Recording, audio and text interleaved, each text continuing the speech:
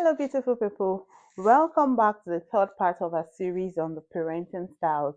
So, in previous videos, I've done two videos now, and I've spoken about the authoritarian parenting, the authoritative parenting. In case you have not seen any of those two videos, I'm going to put the link to those videos right here in the comment section so that you can watch them and understand where they're coming from.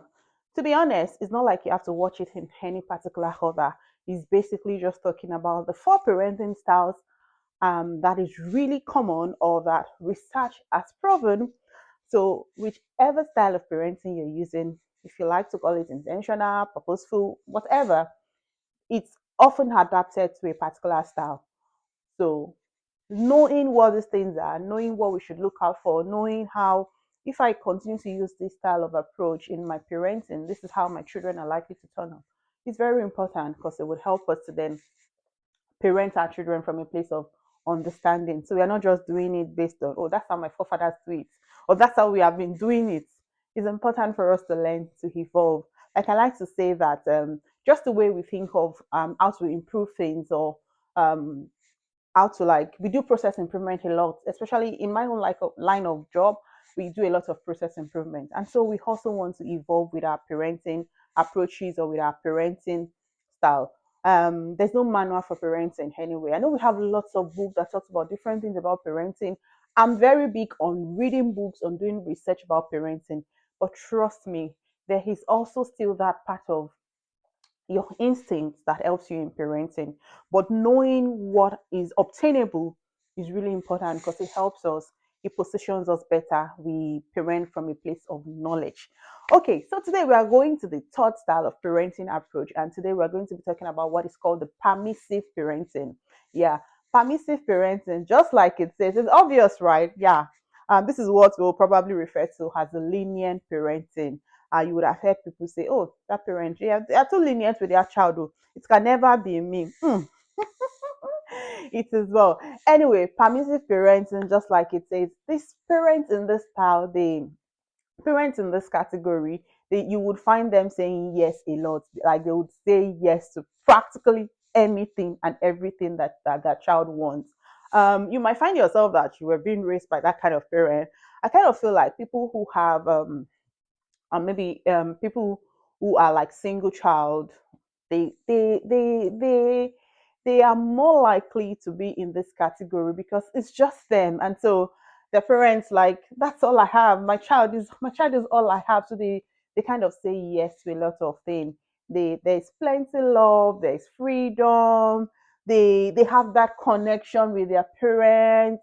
They just can be themselves around their parent. But they have lots of love, they have lots of freedom, but they lack discipline. There is little or no discipline in this type of approach. You will probably not find rules in this kind of approach. Parents who are permissive, they will probably not have rules for their children. They will probably not have boundaries set for them. They will probably not have clear expectations set for them. Or even if they do, they might be shifting grounds a lot because they say yes a lot. So they try to please their child. In this category, the children may feel supported because that emotional connection is there, which is really important and which is a foundation for raising children. But there still has to be rules. Children need structure and order. Yeah. So we cannot take away the place of trying to create structure or order from our children. No matter how much you love your child, it's important for you to help them to put structure in place because it would help them later on in life. It would help them as they grow. So children need structure and order. And we as their parent, our role is to help them put that in place. One of the ways you can help your child with structure and order is helping them know that. Say, when you wake up in the morning, this is what you should do. After you do this, then you do this, then you do this. That's you helping them to put structure and order in place in their life. And that's where discipline also comes in.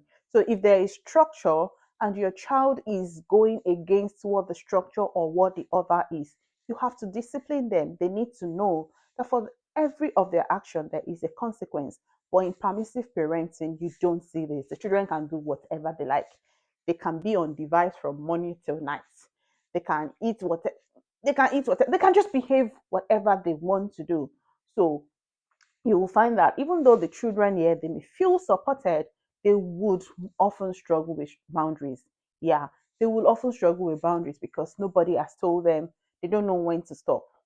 Basically, their parents allow them to do anything and with everything. So you find that in this approach, he's very high on warmth but low on rules. Permissive parenting is high on warmth but low on rules. But children need structure. If you don't put structure in place, they are going to struggle later on in life. So it is important for us to regularly check, am I being permissive as a parent? Does my children do whatever they like? And do they get away with things? See, now there are instances, remember when we were talking about the authoritative parenting, there's room for flexibility. So there are instances that you could say yes to something that maybe you originally had said no to, but that shouldn't be a pattern. But the moment you find it that is a pattern that, oh, yeah, I'm always setting rules and I always break it. Once my child comes and they hug me, and you know what, children, they are wonderful people and they definitely know how to get their parents. When your child starts saying you're the big sweetest mommy in the whole wide world, after you, now you, there is no any other person like you. And then they say all those sweet words and they get into your end and then you just lower the standard. It can happen once in a while, but shouldn't be 18. The moment you notice that it is 18, that it is a pattern, you are tending towards permissive parenting.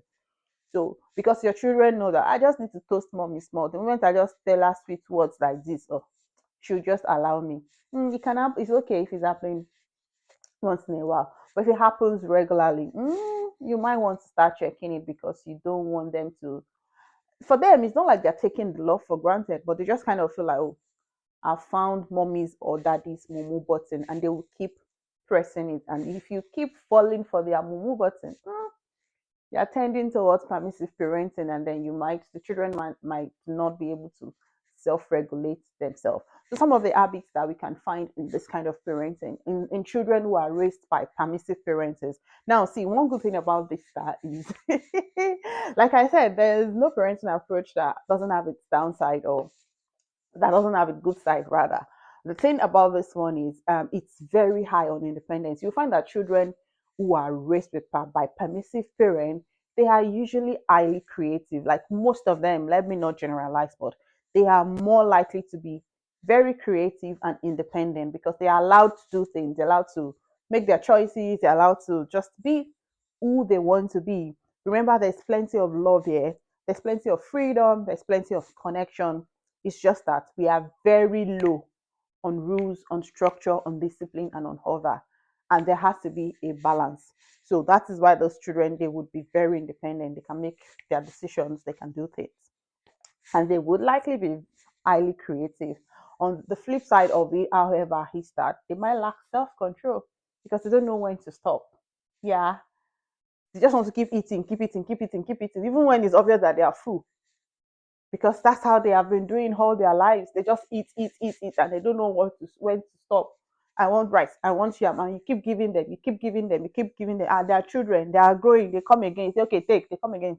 There has to be a place where you can say, stop, that's enough. Right there in my front, you have eaten yam. In my front, you have drank coke. In my front, you have eaten meat. You have eaten this. Kilo day, do they want to go and sell you? No, that's okay. So if we don't put that thing in place, you will find children here lacking self-control, and that's why we cannot afford to be a permissive parent. The other downside to it is that they are likely to be children who would disrespect authority because nobody says no to them at home. They are not being used to they're not being used to saying no to, and then they're not used to structure and order. So they would likely disrespect authority because they're not used to following rules. They're not used to following order. This is how something must be done. If it's A to Z, okay, because of flexibility, but they're just not used to that structure, kind of, and so they would disrespect authority. To them, they might not even know that they're disrespecting authority. It's just because they're just not used to it. Why do I have to wake up by 5 a.m.? In my house, I wake up by 10 a.m. Now you are in an environment where you have to be up by 5 a.m. And so they will struggle. And people on the other side, they might now, that's where you will now have hear people say that child was not well trained or won't come on here. The parent feels, oh, okay, you're home, you can wake up, whatever, because they're not really used to that structure. So if they go outside the house, they will struggle, and people will start insulting their parents. Trust my country people. Any child who misbehaves outside, the parents are going to collect stray bullets. That's it. No, there's no trying to sugarcoat anything anywhere. A child that misbehaves outside, where I come from, the parents, they are going to receive stray bullets because it kind of feels like it's because the child is not well trained at home. That's why they come outside and show this kind of manners. Meanwhile, in the home, it's all love, it's all freedom. So we see the tricky side of being on one extreme. So for parenting, it's all about balance, balance, balance. The final thing that you may see or that I want to talk about is they might be sensitive to criticism because you don't you don't usually correct them from home. You don't usually tell them in this case you're wrong. When people give them feedback, even when it's constructive, they are not able to take it because they are not used to being corrected. So they would be very sensitive to criticism, to feedbacks, and all that. And that is not who we want our children to be. We want our children to be children who can take feedback and say, oh, okay, I probably didn't do that well. Okay, I've taken the lessons from there and I'm taking it forward. But children who are raised by parents who are lenient are very sensitive to criticism. Like I always say in this series, it's about gaining the knowledge. It's about assessing how we parent currently, what traits we are seeing in our children, and then we can begin to make adjustments. So if you feel like, oh, I'm actually a permissive parent, so what do I now do? It's never too late, except if your children are like adult. But if they're still under your roof, even if they are teenagers, you can still bring in the structure. Not like you now just dump it on them at once, but you would consciously begin to introduce structure and other. Begin to let them know that, oh, if you have to get to school for 8 a.m., then you need to be up by, say, half 6. You need to be out of the house by so time so you can get to school in good time, so you're not under pressure, so you are well relaxed. So you need to start introducing the rules, the structure, bit by bit. Like I always say, there is no one perfect parent. There is no one perfect person. It's all about being consistent. It's all about being intentional. It's all about being present. And then when we take back all of these things into how we parent our children, we will all be able to raise children who are confident, who are resilient, who are emotionally healthy, and then we would have a better society. Remember that in parenting, saying no is actually an act of love. You don't have to say yes to everything your child wants, even if he's an only child. There has to be instances where you can say no, and when you say no, your no is your no.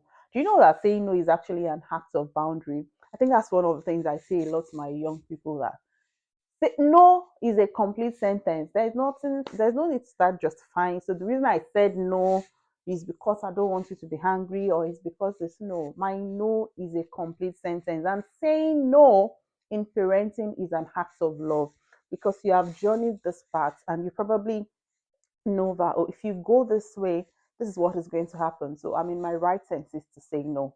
I mean, if we have toddlers in the house, there are times that your toddler wants something, but no, they can't have it because it's not the right time for them. You say no to them. So it's the same way even as they grow. If you've analyzed the situation and you see that no, there's no way you're getting that, no, there's no way that is happening, then let's say no. Saying no is an act of love. I hope you find today's video helpful. You don't need to tell me in the comment section today if this is your style of parenting, but just take the lesson silently and then let's begin to implement it. However, share with us in the comment section if you know any parents, or if you've seen a child who was raised by this approach. What are some of those habits that you see in them, and how maybe you have one as a friend or you have one as a colleague? How are they growing? How are they evolving? And if we also think that, oh, okay, maybe it's because I was raised by a permissive parent, that's why, oh, that's why I'm very sensitive to criticism, oh, that's why I don't know how to respect authority, then it's also a call to action for us. It's also a call for us to reflect and begin to make amends where need be. The essence of this video is for awareness and for us to evolve and to grow. I hope you find it helpful. Please do not forget to like, to comment, to share, and more importantly, to please subscribe to this channel so that you will be notified every time I put up a new video. Until I come your way again, keep winning.